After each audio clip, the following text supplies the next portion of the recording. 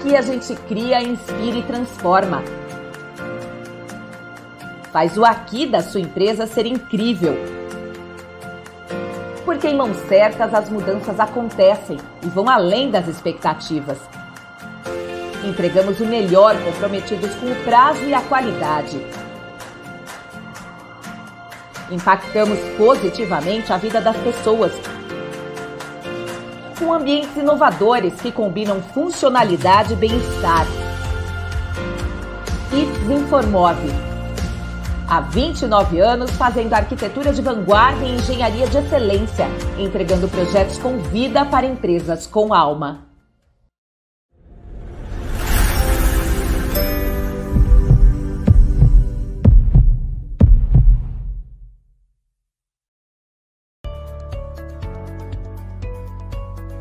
Somos uma empresa que há mais de 13 anos investimos em tecnologia e capacitação para levar o supply chain da sua empresa a um outro nível. Bem-vindos à Level Group. A Level nasceu de um sonho de resolver os problemas da cadeia de abastecimento. Nosso propósito maior é difundir os preceitos do Fairtrade e gerar resultados sustentáveis para vocês.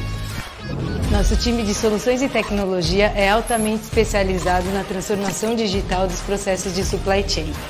Você prioriza o seu negócio e nós cuidamos da gestão dos seus serviços, garantindo a continuidade e a eficiência das suas operações. Nossos profissionais são especializados e continuamente capacitados para garantir a melhor compra e o compliance da sua organização.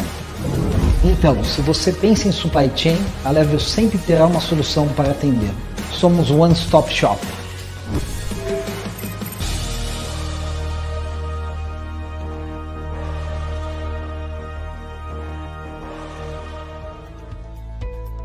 Parece mais um dia normal nos escritórios Regos, mas não é. Eu vou mostrar um pouquinho da minha rotina aqui no escritório para vocês. Então vem comigo, vocês vão conhecer um pouco mais. Vocês vão conhecer um pouco da minha rotina aqui dentro, como são as minhas manhãs no escritório. E depois eu vou mostrar um pouquinho de como a nossa ONG trabalha e como a gente está instalado aqui nos escritórios Regos. Vamos tomar um café comigo. Café pronto. E a minha máquina, minha, porque faz todos os meus textos e a Jaqueline encaderna pra mim. Agora tem tudo. Vamos lá no escritório. Tcharam. Aqui então é a minha sala, onde eu acompanho todos os projetos, tudo que tá acontecendo. Olha a pilha de texto. Olha quanto texto eu gravo, gente. Que é a nossa sala de reunião. Aqui é um escritório que a gente trabalha juntos e tem o administrativo da ONG e várias coisas acontecem aqui também. Fiquem ligados, porque em breve a gente vai mostrar um pouco dos projetos e como a Regos também está muito ligada a esses projetos que a gente tem feito. Não percam que vem muitas novidades por aí. Beijo!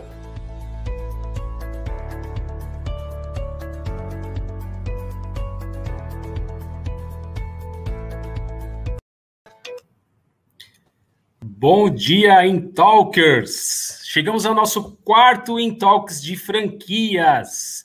É um encontro sensacional que a gente promove, né? E normalmente acompanhado por nosso queridíssimo Thiago Alves, que hoje não está presente, mas um abraço aí, Thiago. Um abraço para toda a audiência que sempre acompanha, participa, interage. E eu queria já aproveitar, pessoal, para todos que estão nos acompanhando aqui no quarto Intalks de franquias, para compartilhar, né? Compartilha nas redes sociais, marca, né? Marca o Adriano, marca o Bruno. Hoje a gente vai entrevistar, né, o Bruno Arena, um dos feras do franchising, né? Já vou chamar o Bruno aqui. Bom, primeiro, bom dia, Bruno. Bom dia, pessoal. Obrigado, é um prazer aí estar com vocês, da Intalks, Adriano. Obrigado por mais uma vez pela oportunidade.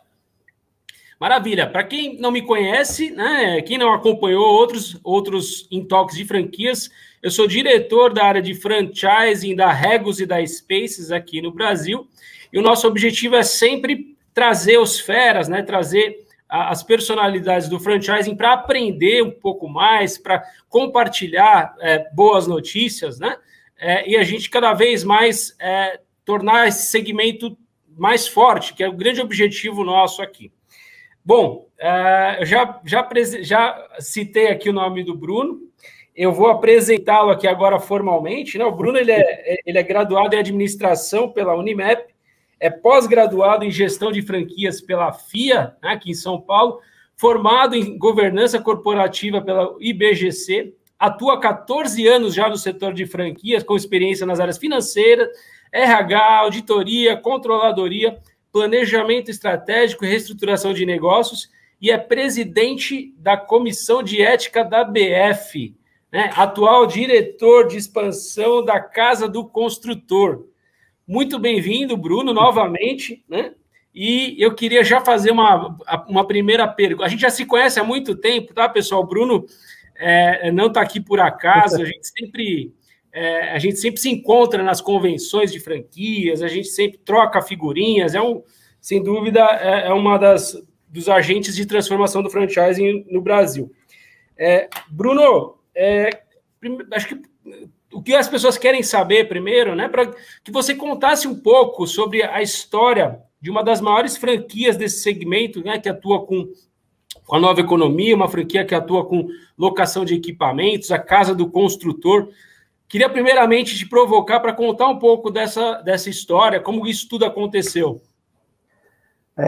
Primeiramente, gente, mais uma vez, obrigado, Adriano, pela oportunidade. De fato, se tem um bem que franquia reverbera, é a relação direta dos amigos, das amizades e do networking que a gente vem construindo, né?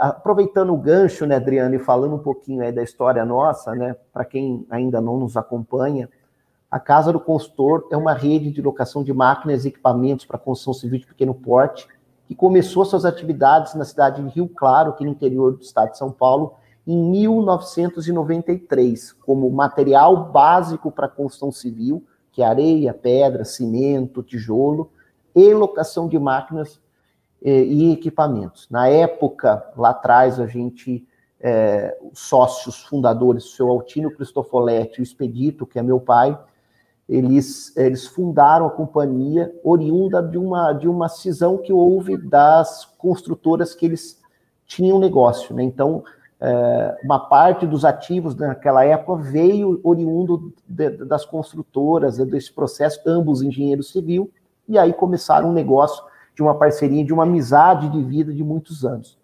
E, ao longo do tempo, né, em 1995, nós começamos o processo de início de franquia, né? Nós começamos um processo de formatação desse negócio, era um negócio extremamente novo, né? Existia-se locação de equipamentos para as grandes praças, para os grandes centros comerciais, né? Mas não se existia esta questão da locação de equipamentos para o mercado formiga, né? Que a gente chama de mercado de varejo, que é para o pedreirinho, para o consultor, que é um conceito que a gente vê muito lá fora, que é aquele conceito, né, não sei se todos acompanham, que é do it yourself, quer dizer, faça você mesmo. Vá lá, pega o seu produto e faça, né? A Home Depot, lá nos Estados Unidos, tem muito essa estrutura, né? E justamente baseado nesta oportunidade que ao longo do tempo a gente começou a observar, a gente foi formatando o nosso negócio e hoje, né, fazendo um paralelo muito rápido, nós começamos a primeira franquia em 1998, na cidade americana, né? No início foi um processo muito moroso, né, no sentido de porque a gente não tinha recurso, não tinha investimento, né? Para quem não sabe, o negócio de locação de equipamentos é um negócio de mercado de capital intensivo, né? Então, para você faturar mais, necessariamente você precisa ter máquina. Então, a gente começou esse processo em 98, né? Loja, 99 mais uma, e aí a gente, quando em meados de 2010, nós estávamos com em torno de 60, 70 operações no Brasil, e nós, na época, já nos considerávamos uma grande locadora, né, e um grande player para o segmento de franquia. Só para dar uma base... Oi. Ô, Bruno, deixa só para não perder o fio da meada aqui. Então, o seu pai, né, que foi o grande fundador, então, o precursor, a gente pode dizer que é o pioneiro nesse segmento, né? A gente pode dizer que... tanto ele como o Altino foram pioneiros de trazer ao varejo, principalmente para pessoas físicas ligadas à construção civil, o pedreiro, o empreiteirinho, quer dizer, o pessoal que não tem, às vezes, acesso a crédito, ou às vezes não tem nem acesso a algumas questões de acesso, de questões até legais, assim, de ter um cadastro um pouco mais elaborado, de ter um planejamento financeiro mais elaborado, eles começaram a ter acesso através da gente. Né? Hoje... Oi. Deixa eu só te interromper para a gente acompanhar aqui a linha do tempo. Você, por quanto, no início, o seu pai tinha uma empresa e ele, uma unidade própria, ele começou a prestar serviços para amigos, né, para construtores do interior de São Paulo, mas por quanto tempo essas unidades, esse serviço, ele perdurou?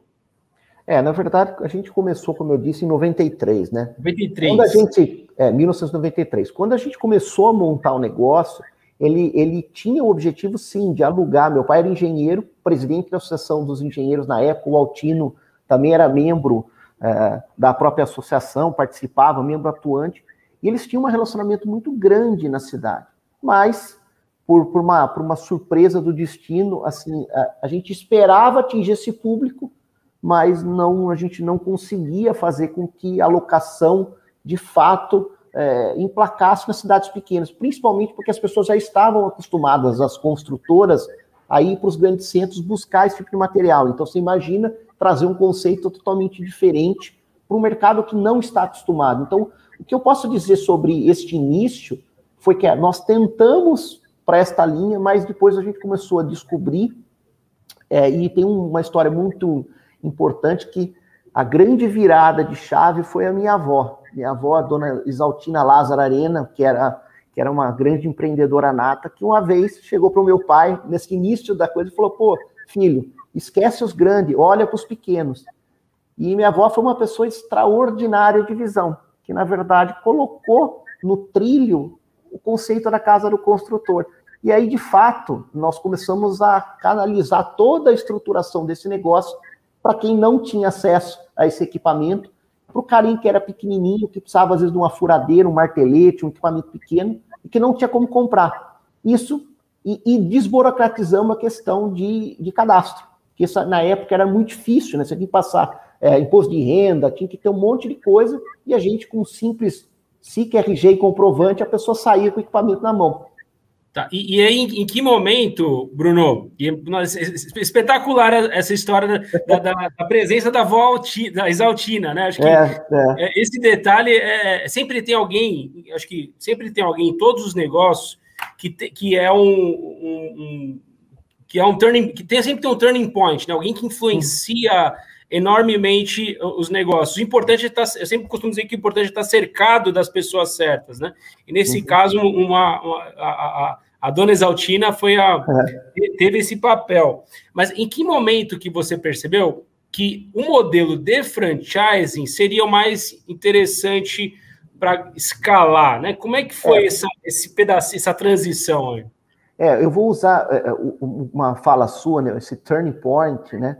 O Altino, que é o sócio do meu pai, fez, em 1997, ele foi fazer um curso de franquia nos Estados Unidos, né, porque o conceito de franquia era extremamente novo no Brasil ainda, ou não era tão difundido como ele é hoje, e ele trouxe, né, para dentro uma conversa, meu pai, o Altino, sempre amigos de muitas datas, né, até carinhosamente o Altino é um membro da minha família, né, é um tio de carinho, de respeito, e ele falou, pô, esse negócio da match em relação à franquia. Então, a provocação foi, primeiro, uma transformação de olhar do que a gente estava olhando no início, que contei o caso da minha avó, no sentido de falar, olha para os pequenos, ou seja, olha para o varejo, que essa é a solução do negócio, e veio o Altino com a ideia de franquia. Eu acho que isso foi no ciclo de 93 até final de 97, onde, de fato, a partir de 97, dezembro de 97,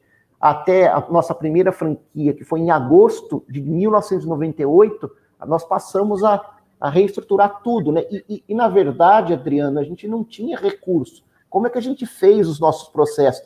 Tentativa e erro, porque nós tínhamos uma loja em Rio Claro e outra loja na cidade de Araras.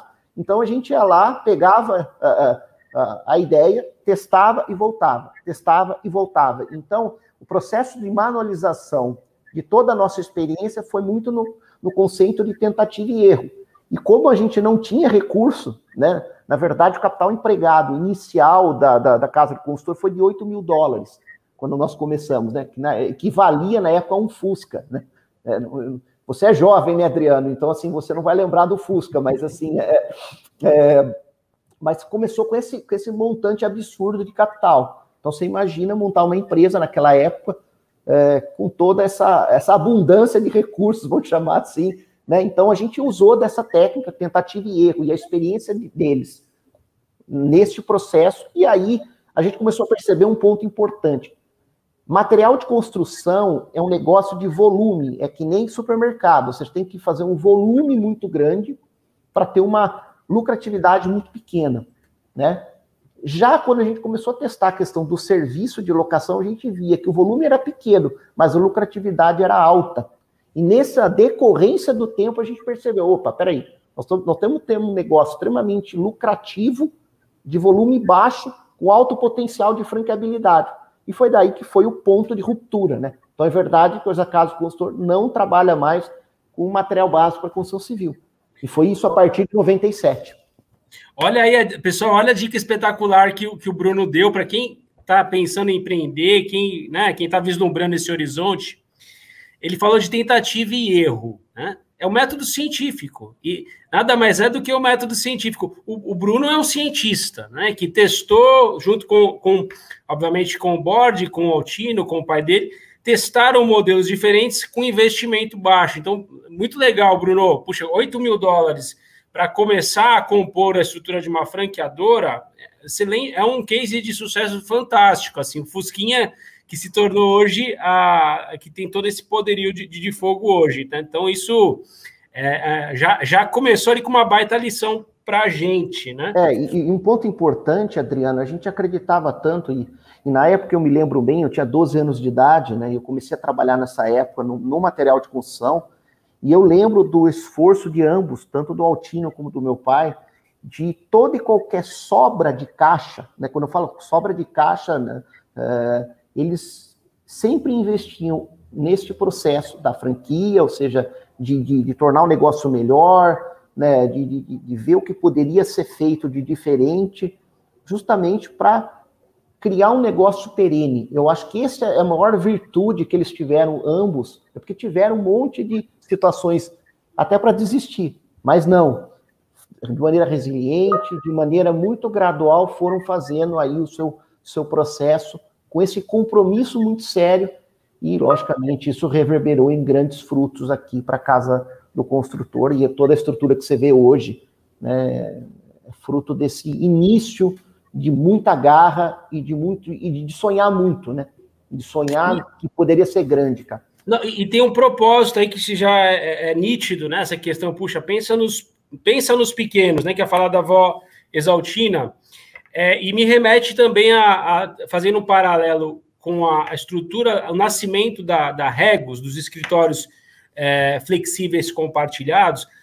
Uma curiosidade, Bruno, a Regus nasceu em 1989, então o pioneiro nesse segmento, né, foi o Mark Dixon, na Bélgica.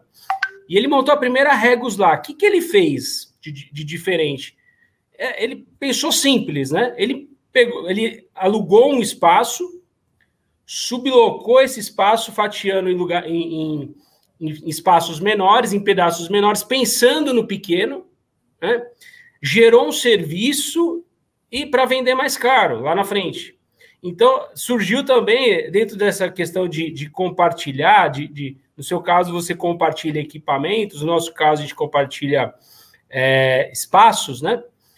Nasceu também de uma iniciativa teoricamente simples, mas genial, né?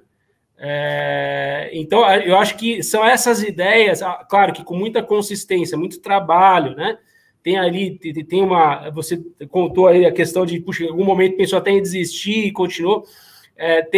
Para empreender no Brasil precisa ser herói, né? Mas aí depois, puxa, me tornei uma franqueadora. Aí você escolheu em agosto de 98. Como é que você escolheu esse primeiro franqueado? Como é que foi isso? Na verdade, né, o nosso primeiro franqueado foi uma dupla de irmãos, Luciano e Leandro, que por uma questão de coincidência de relacionamento, a gente é uma região pequena aqui, né? Eles tinham prestado serviço né, para o Altino, quando o Altino tinha construtora, né, até o Luciano, que é o irmão mais velho, foi estagiário dessa construtora que o Altino tocava, e aí, num relacionamento de bastidor, o Altino contando um pouco da história do que eles estavam fazendo junto com o meu pai, e aí ele falou, mas, pô, esse negócio parece ser um negócio legal, e eu quero... Será que eu posso participar? Então, assim, foi através do relacionamento deles próprios, né? E no início, foi muito simples de vender, porque relativamente as pessoas viam o que estava acontecendo. Como a gente tinha as nossas operações próprias, eu me lembro, eu era pequeno, eu lembro do Luciano e do Leandro indo das nossas lojas, e como se fossem donos, né, operando, meio que fosse uma degustação de negócio. Eu acho que isso fez com que eles, de fato, nós sentíssemos firmeza no propósito que eles tinham e eles com a gente, né? Por isso que eu acho que um grande pilar, a gente vai, acho que, conduzir dessa forma, é a questão do relacionamento, né, Adriano? A gente é muito sério com isso, né? Para a gente, o que vem no nosso modelo de franquia, o primeiro pilar principal é o relacionamento.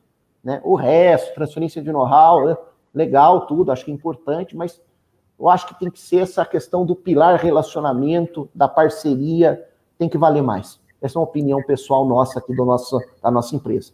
Perfeito. Já aproveitando aqui, né, gerir uma franqueadora é diferente de gerir uma locadora de equipamentos, né? Então, vocês eram especialistas nesse assunto de gestão de uma locadora de equipamentos, desenvolver esse know-how, e agora você tem que ensinar.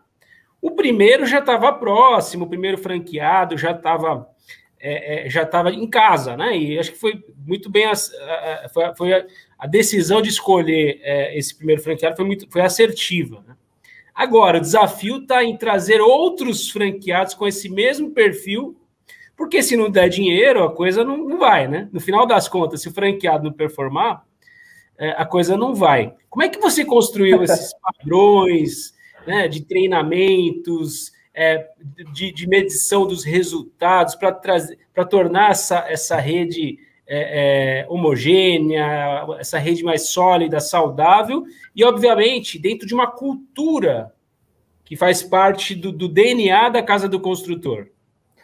Eu acho que assim, no início, né, Adriano, você sabe bem, você é um cara de franquia, a maior dificuldade de um negócio novo, né, ou de uma cultura que se forma nova, é justamente explicar para as pessoas o que é. Então, no início da Casa do Construtor, tirando essa primeira franquia do Leandro e do Luciano,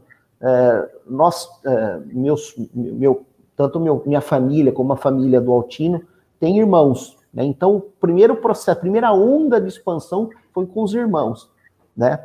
Então, assim, dois irmãos do meu pai ficaram com 2 franquias e os irmãos do Altino também. Então, a gente foi meio que crescendo no início desta maneira, até para, de fato, testar o nosso modelo de escala. Porque o sonho grande naquela época, em 98, 99, 2000, era ter 20 lojas na região. Esse era o sonho grande nosso. A gente não esperava que fosse acontecer. E 20 anos depois, você está com quantas agora? 21 anos depois. Estamos fechando quase 400 lojas. Bem planejado, assim, né? De 20, chegando a 400. Não, mas brincadeira. Faz parte do grupo seleto, hein, Bruno? Faz parte de um grupo seleto de franqueadores acima de 400 unidades. Mas brincadeiras à parte, eu lembro que quando a 12ª loja nossa foi de 2 amigos, que é o Laércio e o Antônio, na cidade de Maringá. A gente lembra que até hoje a gente fala, porra, mas lá em Maringá, longe, né? Como é que nós vamos montar uma franquia lá em Maringá? Quem vai lá? E eu me lembro muito que tanto o meu pai como o Altino, né? Eles iam muito, eles eram os consultores de campo, eles faziam parte da expansão, cuidavam da área da universidade, quer dizer, os dois eram um pouco de tudo, né? Era o famoso, né, híbrido, né? Cada um cuidava de um pouco e no início foi muito assim, né? Hoje a gente olha a Casa do Consultor com uma universidade, quase 3 mil metros quadrados de área só para treinamento. Você fala assim, porra, mas se olhar para trás, né? A gente teve uma estrada muito bonita, mas essa estrada que deu base e solidez para o que a casa é hoje. Porque nesta aproximação com esses franqueados, a gente foi aprendendo muito com eles. E a gente, se tem uma característica que a gente deriva do relacionamento, nós somos um bom ouvinte. A rede Casa do Construtor é esse sucesso, não é porque a gente é só a gente que é bom, bonito, 1,80 m, né? Não, nada disso, gente. A gente, como sempre um bom ouvinte, a gente soube, desde o início, ouvir a rede, né? E isso fez total diferença de construir a amálgama do relacionamento. Por isso que eu falo, já falei isso algumas vezes, mas a gente tem como característica uma rede de relacionamento, porque a gente, primeiro, a gente sabe ouvir e gosta que as pessoas participem da construção do modelo de negócio. Então, se você olhar toda a história do timeline da Casa do Construtor, as grandes turn points que a gente teve também foi muito influenciado pelos empreendedores, pelos nossos franqueados que questionaram a gente e fizeram a gente chegar no patamar que nós estamos hoje. Então, também tem uma grande contribuição deles. E, Bruno, dá uma dica também para quem, acho que é importante que para quem está nos acompanhando, entender também as grandes diferenças, né? Porque muita gente, você sabe bem disso, muita gente monta um negócio de sucesso e as pessoas começam a perguntar, puxa, você quer franquear? Você quer franquear? Você já pensou? E a pessoa toma a decisão de franquear porque estão pedindo para franquear, né?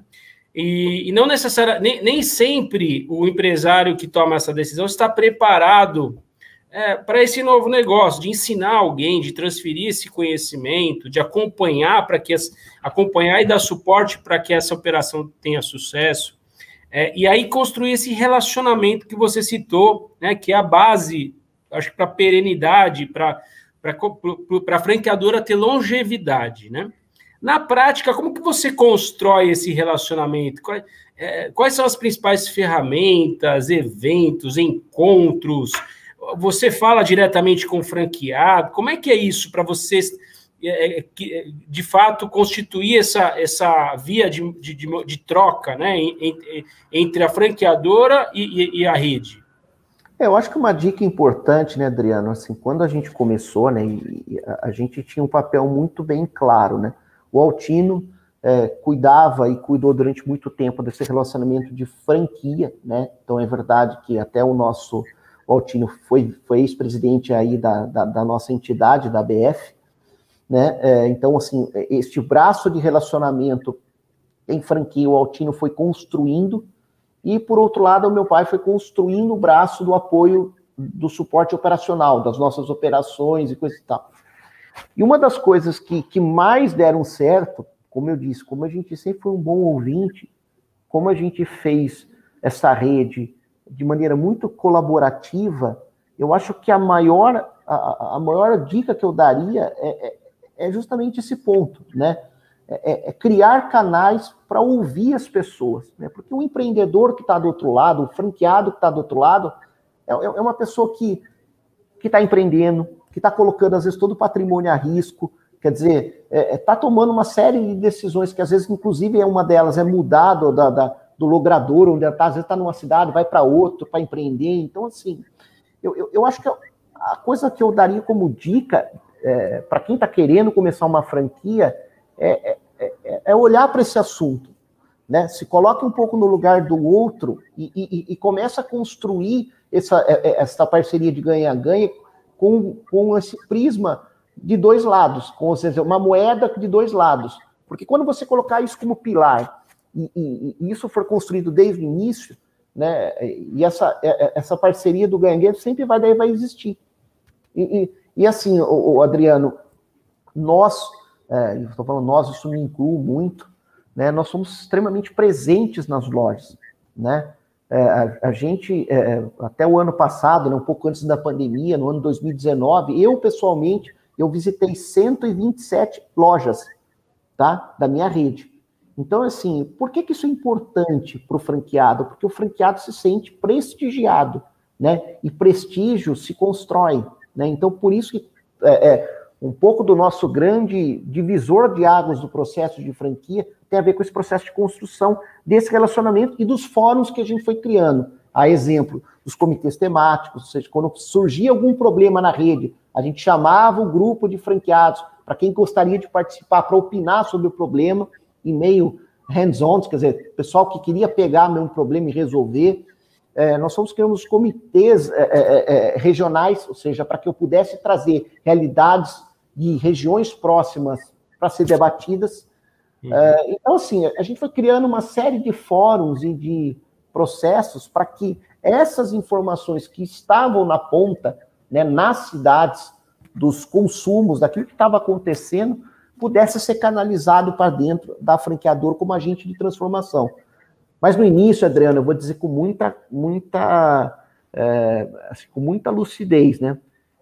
No início, é um trabalho muito de proximidade e um trabalho que quem acha que montar a franquia vai ficar rico de uma hora para outra, né? Porque às vezes a pessoa acha, começou lá, agora tem 400 lojas, isso é fácil?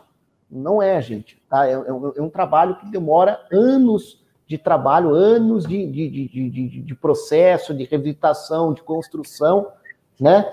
E aqui, Adriano, me dá até licença de falar uma coisa. Às vezes as pessoas falam, pô, eu não queria uma taxa de franquia. Franqueadora, isso é uma opinião pessoal minha, tá? Mas franqueadora que vive de taxa de franquia está fadada ao insucesso. Porque isso não é o agente transformador. A taxa de franquia ela serve para retroalimentar o próprio sistema e dar melhoria para o próprio franqueado. Esse é o único fator que taxa de franquia ela serve. Concordo, gênero, número e grau, né? Taxa de franquia não é a receita. Taxa de franquia remunera treinamento inicial, remunera alguns outros aspectos do processo, mas não pode ser considerado como uma receita para oxigenar a franqueadora. Sem dúvida, muito bem colocado, Bruno. Bruno, e aí agora uma provocação aqui. Eu quero ser franqueado da Casa do Construtor. O que eu preciso? Quais as etapas que eu vou percorrer? O que eu preciso ter de habilidades? Hoje você já tem um processo bem estruturado. No começo, né, trouxe as pessoas mais próximas da família para começar a testar, pilotar, começar a entender como é que se transfere o know-how e ensina essas pessoas próximas da família, porque elas enchem menos o saco, ou não, né? do que um investidor terceiro, né? O que eu preciso fazer? Como é que você me avalia como potencial franqueado da sua rede? Na verdade, assim, o processo inicial de franquia, né? Ou seja, para quem não conhece ou para quem não tem esse contato ainda com o segmento, né? Existe todo um processo de captação de leads. Leads, gente, só para deixar claro, são os interessados em franquia, né? São aquelas pessoas, empreendedores que querem ter o primeiro contato com a marca. Então, a gente tem aqui um funil de vendas e esse funil vai sendo, né, cada camada vai havendo uma série de questões que a gente vem sendo avaliadas. A primeira delas, Adriano, que eu acho que é importante, né, como o nosso negócio é um negócio de capital intensivo, né, eu, de fato, como um elemento de análise, liquidez financeira. Eu preciso que esse meu possível franqueado tenha o recurso mínimo para montar a locadora, até porque 80% do custo inicial tem relação direta com o estoque de máquinas e equipamentos, né? Então, assim, não sei se as pessoas estão acostumadas com isso, assim, neste segmento, né, como a maioria dos produtos vem de fora, né, não existe linhas, principalmente de governo, para que se propicie a aquisição disso. Então, se ele não tiver num prazo desse dinheiro de curto espaço de tempo, é um problema. Então, a questão financeira a gente avalia, mas não é o fator decisório.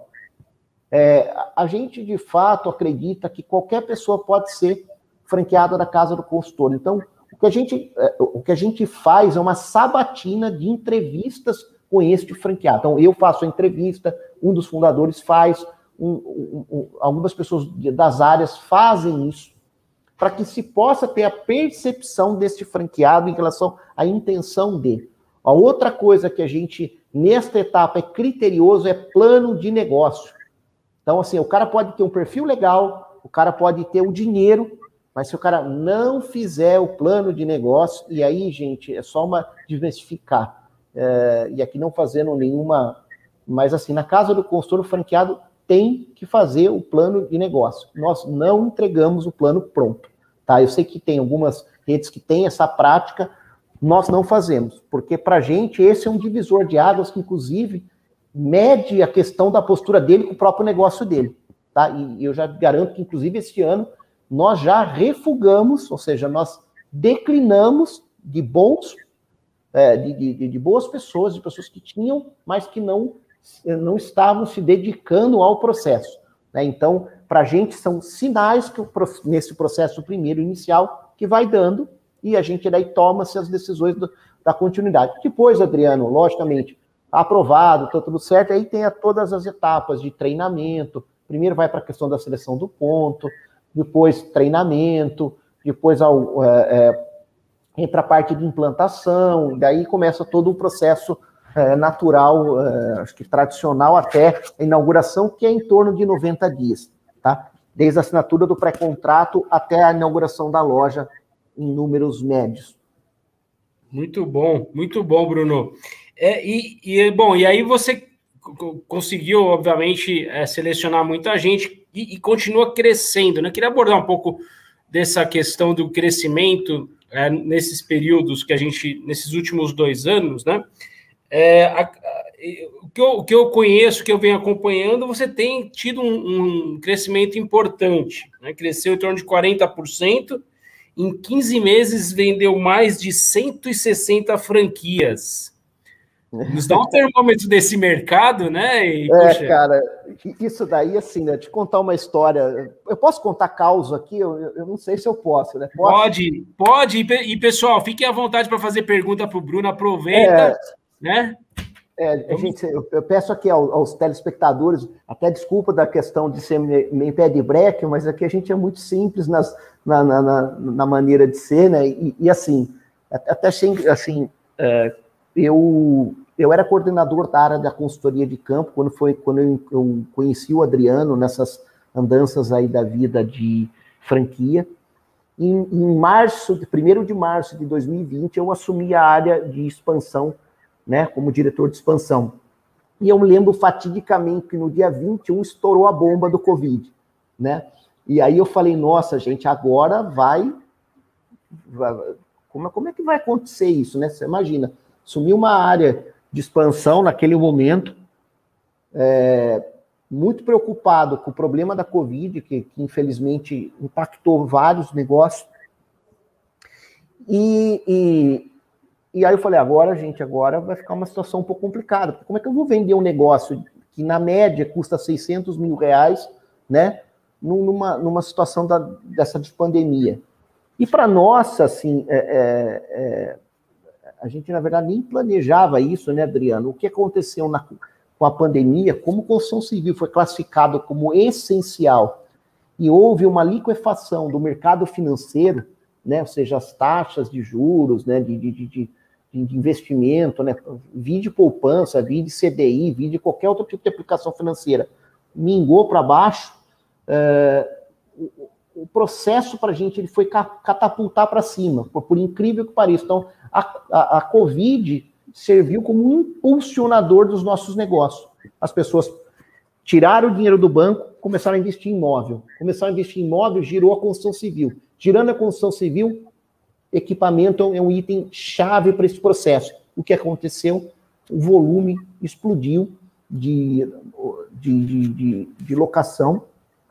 E, para nossa grata surpresa, nós captamos uma quantidade de leads superior, em torno do aumento de 50%, mas também nós tivemos um impulsionamento da própria rede, né? Os nossos franqueados, olhando para esse cenário que estava acontecendo e olhando isso como uma oportunidade, e a gente, nesse processo de construção junta, nós estabelecemos algumas políticas de incentivo, e aí os nossos franqueados avançaram e avançaram muito forte, né? Então, só para vocês terem uma ideia, 80% das 160 lojas vendidas foram intra-rede, né? Muito desse contato de relacionamento que a gente tinha, e que faltava apenas uma adequação de algumas questões aqui de maneira interna para que eles avançassem.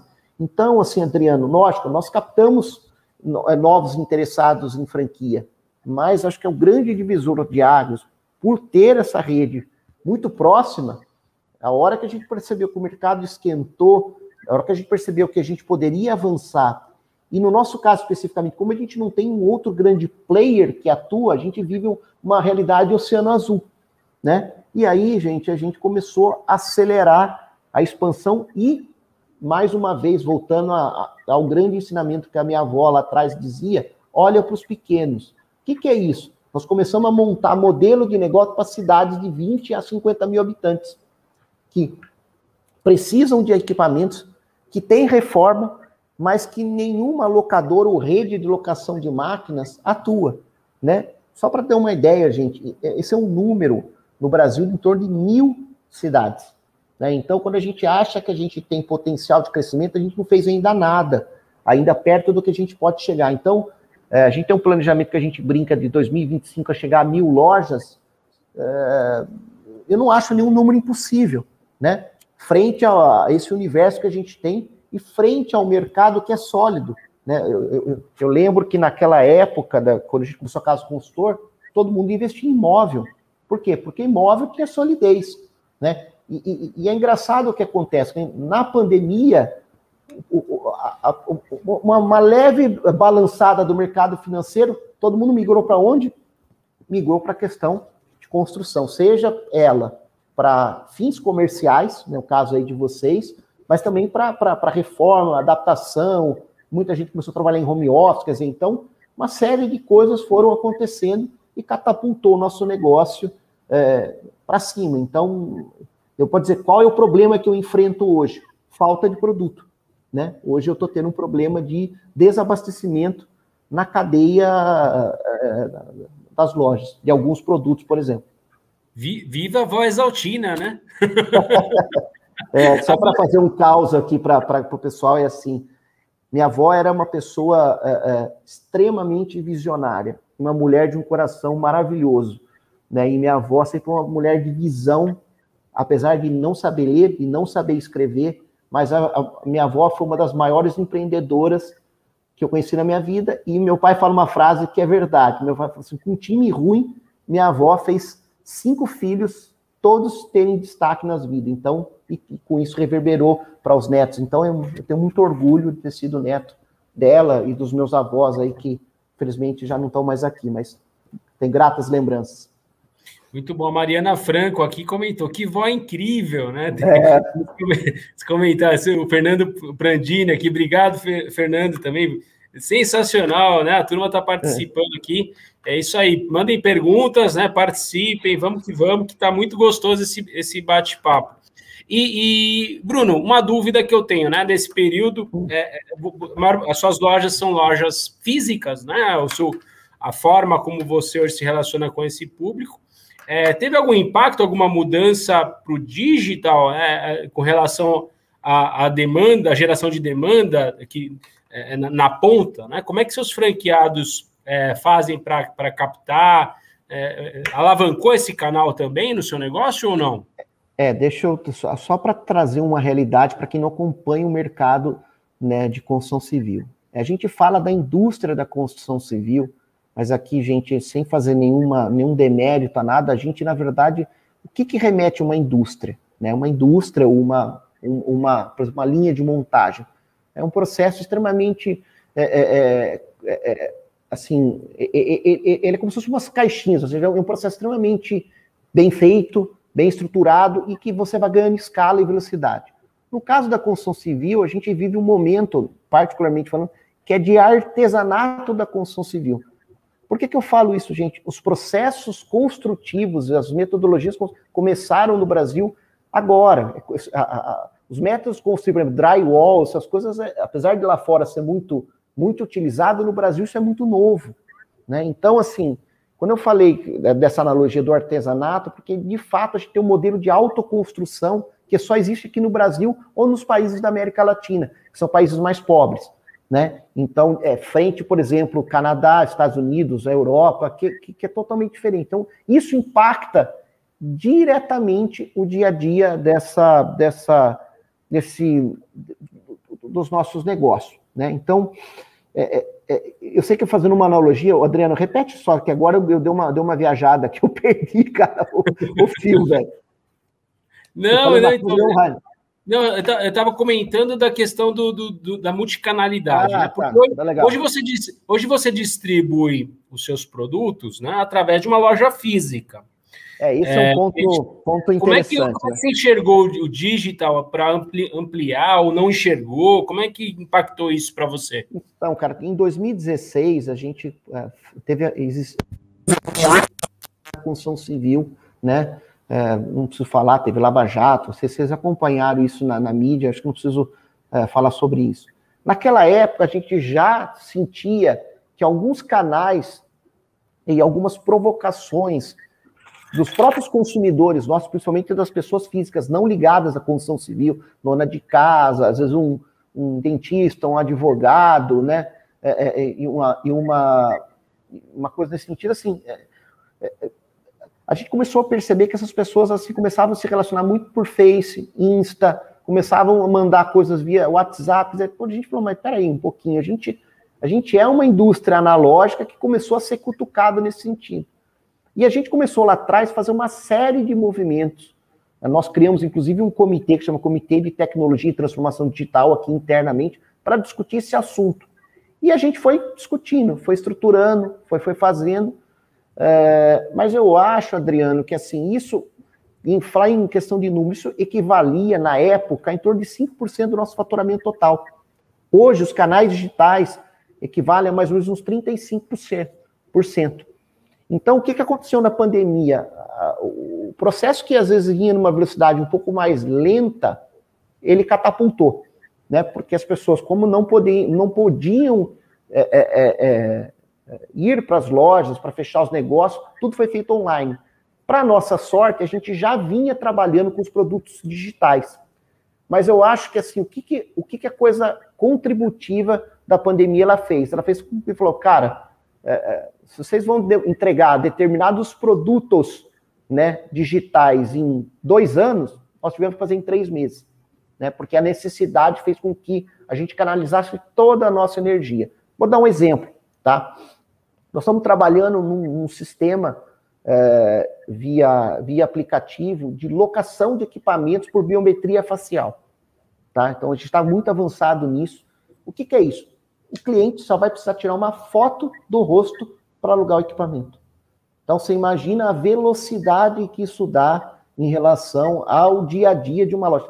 Não vai precisar mais de documento, não vai precisar mais de comprovante de nada, simplesmente a face dele para poder alugar, né? E isso a gente está fazendo uma parceria com a Cepro, que é a questão lá do banco de dados, o maior banco de dados do Brasil. Isso já tem catalogado. Então, assim, o que a gente vem discutindo muito, que é aquele conceito, gente, do no friction, que a gente vê muito lá fora. É tirar a fricção de pontos de atendimento, né? E a gente acredita piamente que a transformação digital vai ser esse grande divisor de águas. Então, para quem não acha que isso é uma realidade, a realidade já aconteceu. E tem uma coisa que as pessoas, às vezes... Ontem eu estava fazendo uma palestra em Mogi das Cruzes, falando para um grupo de locadores, e o pessoal discutindo sobre concorrente. Não, concorrente A, concorrente B, concorrente C. Gente, o concorrente não é o cara que está do seu lado. O concorrente vai ser uma tecnologia nova, um produto novo, algo que vai surgir numa velocidade astronômica e que não vai dar tempo da gente perceber a mudança. A exemplo de Uber, a exemplo do Airbnb. Olha o que aconteceu em curto espaço de tempo, o que essas tecnologias transformaram esse segmento. Então, o nosso negócio vai na mesma linha. Economia compartilhada, não... E os nossos, a gente já tem isso mapeado, os nossos consumidores comparam a gente com o iFood, comparam a gente com o Uber. Então, assim, não compara a gente com a locação, né? E o cliente compara com a melhor experiência de compra que ele tem na vida. Então, assim, o que a gente busca na transformação digital, Adriano, é justamente... Qual é a máxima? O que esses caras encontram no mercado? Então, a gente tem que mirar para isso, né? Porque senão, cara, a gente não vai acompanhar e daqui a pouco a gente está fora do jogo sem perceber, tá? Então, quando eu falei de 35% de faturamento, uma ferramenta que tem sido também muito utilizado, a gente usa muito, é o WhatsApp, né? Agora, o WhatsApp, gente, é uma coisa que, assim, as pessoas não toleram mais esperar, né? Então, assim, não adianta ter um canal de WhatsApp. Esses dias eu fui comprar pedra para reforma lá de casa, lá de piscina, tem WhatsApp. 3 dias depois a pessoa me respondeu. Tá morto, tá fora do jogo, né? Então, assim, precisa tomar cuidado que nesta caminhada da transformação digital precisa ter uma estrutura de atendimento que acompanhe a velocidade dessa transformação. E senão, você cria uma falsa, né, uma falsa sensação de que você está mergulhando na transformação, mas de fato está criando um problema maior do que a versão analógica sua, né? Não sei se eu consegui fazer uma abordagem, cara. Não, sem dúvida.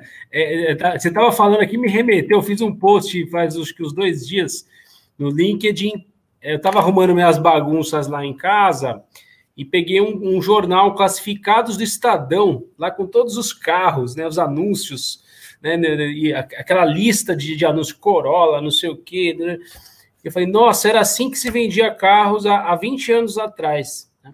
Então, e hoje, né, a revolução digital, que já não é mais uma revolução, já é uma realidade, já aconteceu a revolução, ele passou como um tsunami mesmo, varrendo tudo, né? E a velocidade... Você lembra da história da Listel? Eu não sei se você... Eu fazia negócio, páginas amarelas, né? Eu já assinei de contrato de Listel.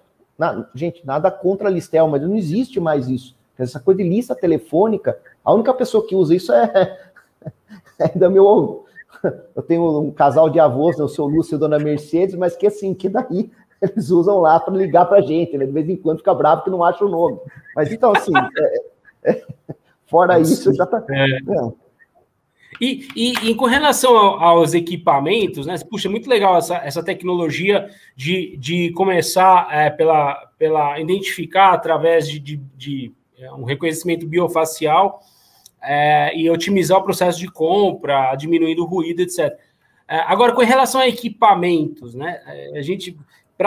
Está mudando alguma coisa, a gente vê tanta disrupção acontecendo, puxa, mão biônica, tanta robô para tudo quanto é lado. O que você enxerga? Qual que é a visão? Para que caminho que esse mercado está sendo direcionado, né, em relação aos equipamentos, né? Eu só para dar um overview, eu sou membro da GRA, que é Global Rental Alliance, que é a Associação Mundial de Locação de Máquinas e Equipamentos. O que se tem de tendência lá fora para General Tools, que é essa linha de equipamentos que a gente trabalha, é a linha de bateria, né? Eles, num curto espaço de tempo, as máquinas de equipamentos a fio vão desaparecer do mercado, né? Então, assim, isso é uma tendência muito forte, né? Pelo menos Estados Unidos, Canadá e Europa, que eu tive contato recente com os presidentes da associação, está muito sacramentado, né? Agora, existem outras linhas de produto que têm uma relação direta com os métodos construtivos do país. Eu vou dar um exemplo clássico, que é o andaime, né? A gente usa aqui o andaime tubular, que é o andaime tubular tipo torre, que é que você vai fazendo parece um Lego, que você vai montando uma torrinha. Esse tipo de material só existe no Brasil mais, né? Ou nos países da América Latina. Lá fora já é uma outra tecnologia, né? Então, assim, agora, esta virada de tecnologia, diferente, por exemplo, de um software, que se não tiver uma atualização em 2 anos, está praticamente obsoleto ou fora do mercado, o tempo de virada para a construção civil é lento, né? Então, o ciclo, a gente fala de ciclo de 10 anos. Essa questão da bateria surgiu há 10 anos atrás, em 2011, mas assim, a questão da bateria era muito ruim, ou seja, a gente não conseguia, para ter uma parafusadeira, uma furadeira, ela em 30 minutos desligava, porque tinha que ficar recarregando toda hora. Agora, as baterias evoluíram de tal maneira, né? A gente estava na entrada aqui do Italcos, do Audi, né? Que com totalmente 100% já elétrico. Isso é uma tendência, né? E a evolução vai partir das baterias. Então, para nós, a grande tendência que a gente vem investindo é essa linha de bateria, tá? E a gente vai investir cada vez mais até porque tem uma movimentação em que alguns equipamentos a combustão de linha leve vão migrar para a área de bateria também, uma questão de emissão de CO2. Então, assim, o que eu acho que vem de transformação nesse segmento é justamente essa substituição gradual desses produtos por produtos a bateria. E uso da energia solar nesse contexto existe também? Como você acha que consegue chegar nessas máquinas também, de alguma forma, para recarregar essas baterias? Tem alguma coisa nesse sentido? Eu ouvi alguma coisa de desenvolvimento para a linha amarela, que é a linha mais pesada, né? Que é para quem não sabe, linha amarela é Caterpillar, Volvo, que é aqueles tratores para grandes construções. Eu já vi alguma coisa sendo desenvolvida. Para a parte de equipamentos pequenos, eu acho pouco provável pela estrutura desses produtos. Agora, não impede o que eu já vi na Europa, né, uma coisa que eu vi, inclusive, em Portugal, que eu achei fantástico, que você loca a unidade de negócio no sistema de container, né, com uma placa solar em cima e vários plugs de bateria. Então, o que acontece? O mestre de obra, o empreiteiro ou a obra aluga o container com várias baterias e ele vai, como essas baterias são intercambiáveis, eles servem em todos os equipamentos, é padrão, então ele tira de um e coloca no outro. E aí, automaticamente, ele reabastece ali no container dele. Então, isso é uma coisa que eu acho bem forte, cara, e é legal. Porque você imagina, você começa a alugar uma solução de container. Você não fica alugando mais no picado. Para nós é maravilhoso. Muito bom. A gente já está começando a chegar, né, ao nosso final aqui, do nosso quarto InTalks. Eu queria te fazer uma pergunta específica dessa questão do home office que você citou. Home office, escritório, como que a Casa do Construtor se comportou, né? Que você particularmente, qual que é o caminho que você enxerga para esse modelo de trabalho, né? Como é que vocês estão atuando nesse sentido? O que a gente acredita de futuro, inclusive é o que a gente vem fazendo, é um sistema híbrido, né, Adriano? Quando eu falo sistema híbrido, é uma parte do tempo em home office e outra parte no escritório. Eu acho que, assim, exercícios de concentração, planejamento e algumas questões, a exemplo de atendimento ao franqueado e por aí vai, totalmente cabível você fazer isso online. Aliás, dá uma velocidade de até, a gente mensurou isso aqui, em torno de 8 vezes maior do que o sistema antigo, ou seja, da visita, de estar lá com o franqueado, coisa e tal.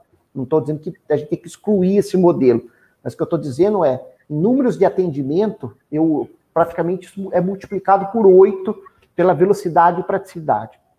Agora, existe uma relação interpessoal, principalmente quando você pensa num time grande de líderes, nós somos em 10 líderes aqui na franqueadora, a qual eu me incluo, fica difícil, né, fazer home office. Você faz 1, 2 reuniões, mas tem um dado momento que é estratégico ter um ciclo de estar com as pessoas, porque a questão da pessoalidade se perde. Então, respondendo muito pragmática, acho que a gente vai para o modelo híbrido e acho que isso é uma tendência de ser híbrido, né?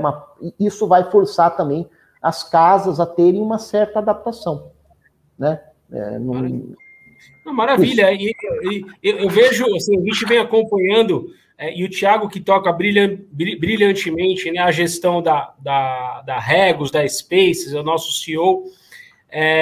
A gente vem acompanhando essa evolução, de fato, esse modelo híbrido, e a gente classifica como Anywhere Office, né? Hoje eu posso trabalhar de qualquer lugar. Agora eu estou no escritório aqui da Regus, na Lapa, mas ontem eu estava na Vila Olímpia, né? E as pessoas querem trabalhar, querem ter conveniência para trabalhar, né? Acho que essa pandemia trouxe essa flexibilidade, e isso também movimentou muito os escritórios e as franquias nossas aqui. Bom, a gente está chegando ao fim. Queria te agradecer demais, Bruno. Foi muito bom, foi uma verdadeira aula aqui.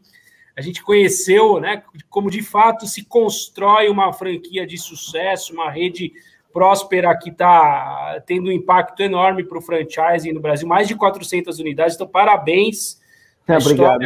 É fantástica, né? Um viva para para a voz altina, que foi uma das personalidades dessa história. Né? Queria te agradecer e te convidar aí para tecer as considerações finais aqui, agradecer a audiência também, os nossos Intalkers, né? E se preparem que já agora em julho teremos mais uma unidade, mais uma versão, né? A quinta também com influenciadores. Então, queria passar a palavra para você, Bruno, para considerações finais.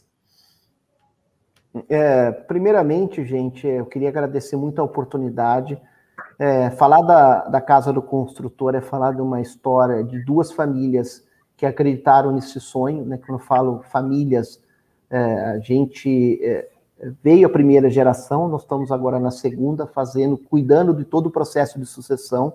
Eu, como filho mais velho, estou à frente disso, né?